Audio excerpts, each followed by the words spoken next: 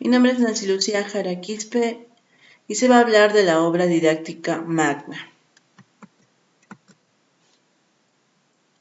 Fue escrita por Juan Amos Comenius, que nació en la República Checa en el año de 1592 y vivió hasta 1670. Fue un pedagogo, filósofo y teólogo del siglo XVII.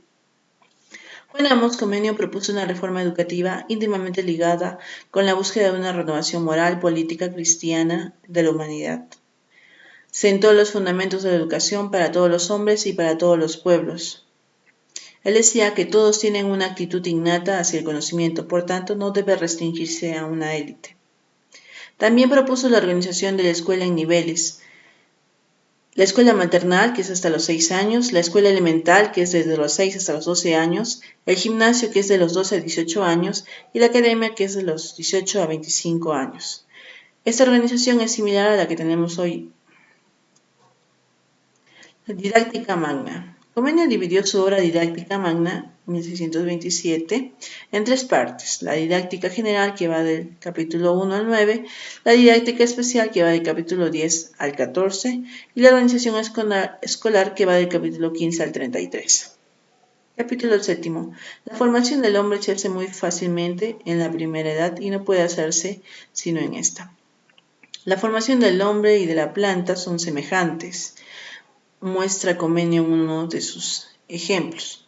Pues así como un árbol frutal puede desarrollarse por sí mismo, pero silvestre y dando frutos silvestres también, es necesario que si ha de dar frutos agradables y dulces, sea plantado, regado y podado por un experto agricultor. De igual modo, el hombre se desarrolla por sí mismo en su figura humana, pero no puede llegar a ser animal racional, sabio, honesto y piadoso sin la previa plantación de los injertos de la sabiduría, honestidad y piedad.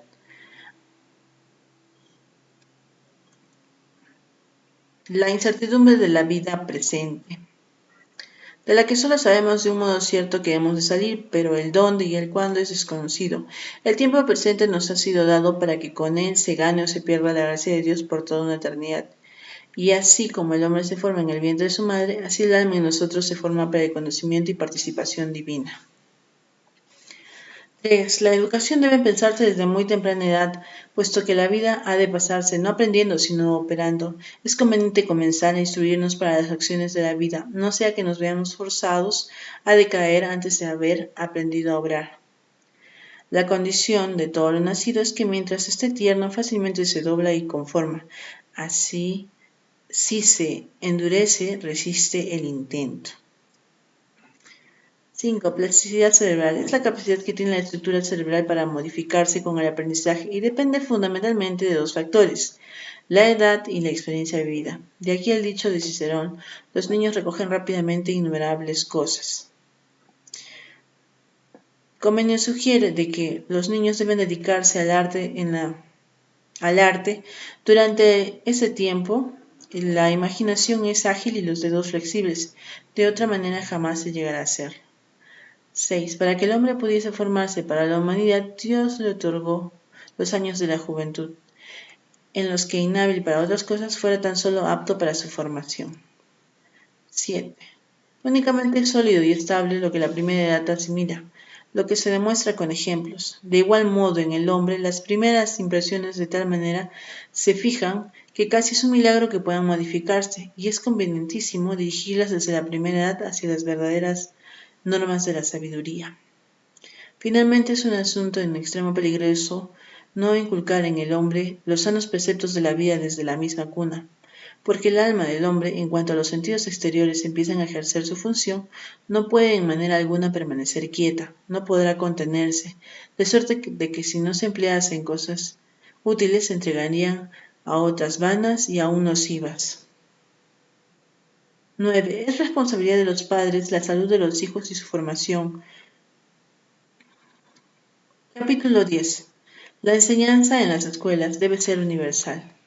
En las escuelas hay que enseñar todo a todos.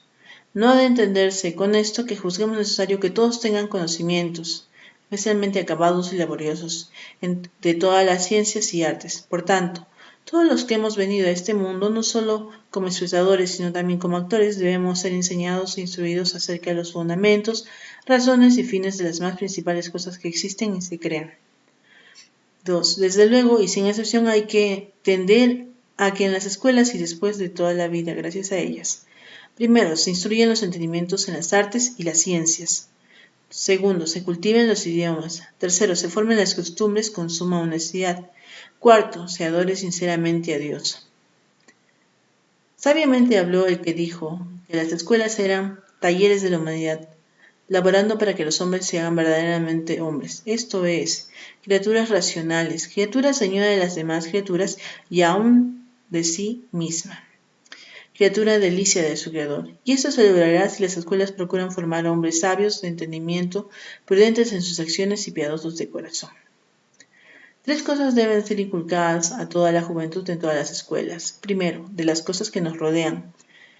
Segundo, de nosotros mismos. Tercero, de Cristo, ejemplo perfectísimo de nuestra perfección. Quinto, tres son los grupos que pueden hacerse de las cosas en cuanto toca a nosotros. Unas solamente se ofrecen a nuestra contemplación y otras a la imitación. Otras, por último, al goce como la protección divina y su múltiple bendición, aquí y en la eternidad.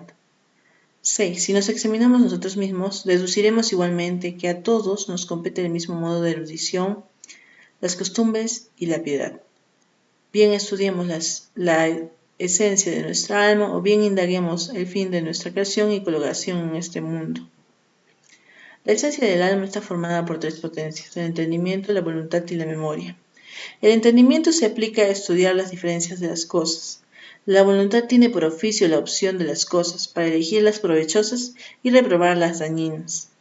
La memoria guarda para sus usos futuros todo cuanto alguna vez fue objeto de la voluntad y del entendimiento, y hace que el alma tenga presente su dependencia, que viene de Dios, y sus deberes, y en este aspecto se llama también conciencia.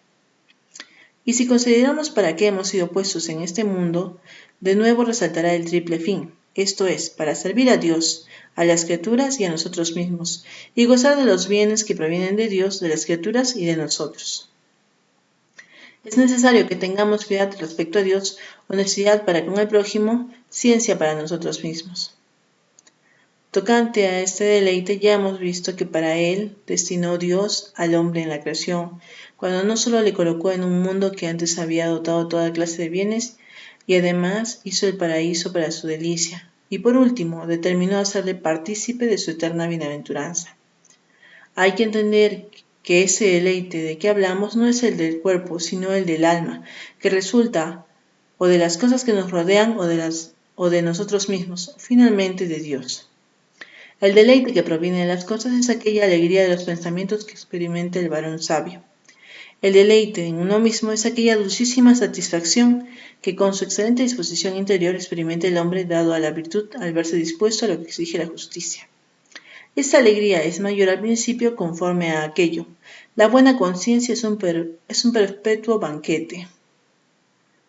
El deleite en Dios es el grado supremo de alegría en esta vida, cuando el hombre, viendo a Dios eternamente propicio, de tal manera se alegra de su amor paterno e inmutable, que el corazón se derrite en el amor de Dios y nada hace, desea ni conoce, sino que sumergiéndose todo entero en la misericordia de Dios, suavemente descansa y saborea el gusto de la vida eterna.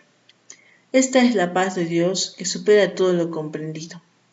Y nada más sublime puede desearse ni pensarse. Estas tres, erudición, virtud y piedad, son otras tantas fuentes de donde nacen todos los arroyos de los goces perfectísimos. El evangelista nos dice que al crecer en edad crecía también en sabiduría y gracia ante Dios y los hombres. ¿Qué es la sabiduría sino el conocimiento de las cosas como ellas son? ¿Qué quiere decir gracia ante los hombres sino amabilidad de costumbres? ¿Qué nos da la gracia de Dios sino el temor del Señor? Esto es la íntima, seria y ferviente piedad. Los cristianos deben formarse imagen de Cristo, haciendo que sean esclarecidos de entendimiento, santos de conciencia, poderosos en sus hechos, según su vocación. Es la literatura sin buenas costumbres. El que gana en letras y pierde en costumbres, más pierde que gana, dice un viejo adagio. Así pues, podemos decir que el del literato de malas costumbres. Lograr el conocimiento y desarrollar la virtud debe ayudar a alcanzar la sabiduría. Toda la vida depende de la formación de la primera edad y de la educación, aunque todos no han de tener la misma ocupación o profesión. En las escuelas debe enseñarse a todos cuantas cosas hacen referencia al hombre completo, aunque unas hayan de ser después para mayor uso para unos que para otros. Gracias.